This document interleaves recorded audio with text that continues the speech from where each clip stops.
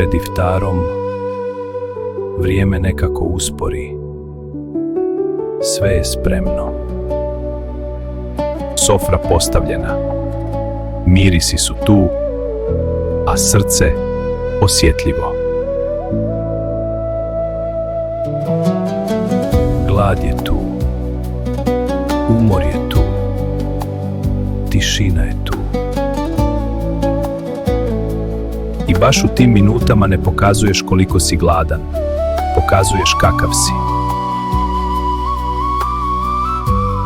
Koliko sabura imaš. Koliko blagosti nosiš. Koliko možeš prešutjeti. Jedna riječ tada može povrijediti.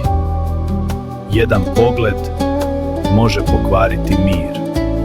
A možeš i drugačije. Možeš udahnuti, možeš šutjeti.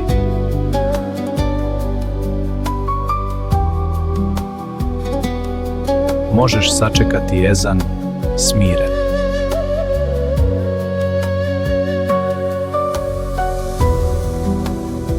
Ramazan ne uči samo kako izdržati bez hrane, uči kako izdržati bez ružne riječi. Ako si izdržao cijeli dan, izdrži još nekoliko minuta.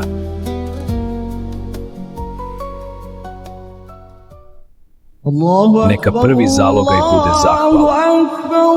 Neka prvi gutljaj bude smirenost. Postoje ljudi koji tiho rade, ne traže pažnju, ne traže pohvalu, samo prikupe od onih koji imaju i odnesu onima kojima je najpotrebnije. To je hajr, to je zajednica, to je odgovornost.